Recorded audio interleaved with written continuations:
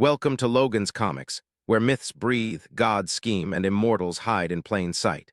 Today, we unravel the story of one of Marvel's most mysterious figures, a man born of myth and machine, a god who became a tactician, and the immortal father of a team destined to defy destiny itself, Agamemnon.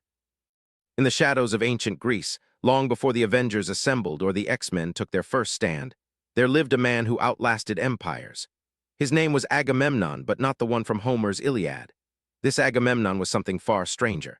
He was the child of a mortal woman and a god, half human, half divine, a being who walked the earth for millennia, watching civilizations rise and crumble, always one step ahead of fate.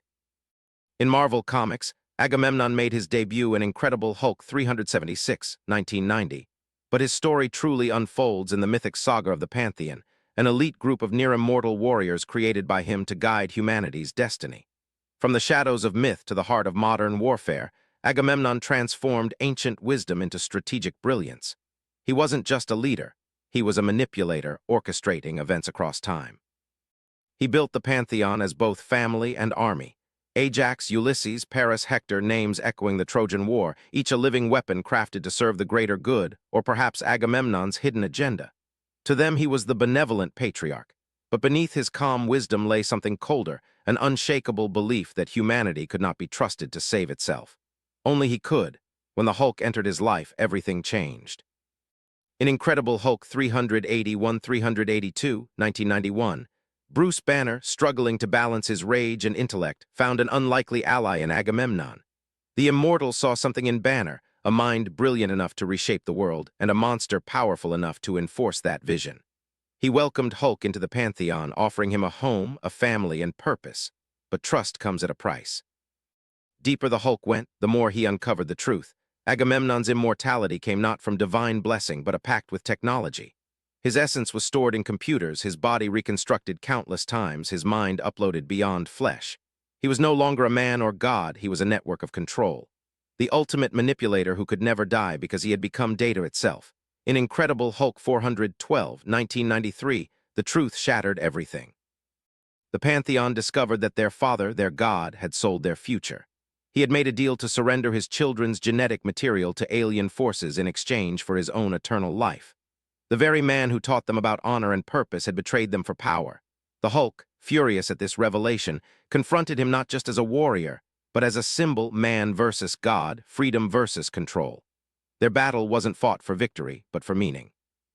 And when it ended, the Pantheon's home, the Mount, burned with the fire of rebellion. Agamemnon fled into the digital void, whispering from the circuits of his machine empire, his voice eternal, his presence inescapable. Years passed, and whispers of Agamemnon resurfaced.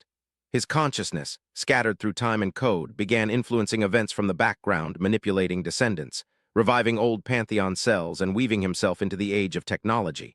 In Hulk, Destruction 2005, and Immortal Hulk storylines decades later, his legacy lived on through weapons, genetic programs, and echoes of his philosophy.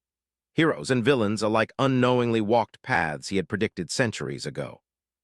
The immortal strategist had become more than a man. He was the embodiment of inevitability. Agamemnon's tragedy lies not in his deathlessness, but in his disconnection. He sought to save humanity, but by ascending beyond it, he became the very thing he feared, a cold god of progress, untouched by the pain that makes us human. In every scheme, every manipulation, you can feel the weight of his loneliness. An immortal surrounded by children who would rather die than become him. In one haunting line from Incredible Hulk 425, 1995, he said, "Mortals are bound by time. I am bound by consequence." It's the perfect summary of who he was, a man cursed to live long enough to see every choice turn against him. Even now, Agamemnon exists as a cautionary legend, a whisper in the corners of Marvel's vast mythology. When AI and gods collide, when the line between man and machine blurs, you can almost hear his voice, reminding us that immortality isn't salvation, it's isolation. He's not dead. Not really.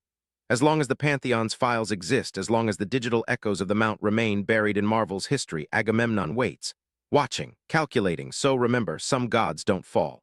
They evolve. This is Logan's Comics, where legends never fade and every myth has a Marvel twist. Subscribe and join us as we uncover the immortals that shape the Marvel Universe.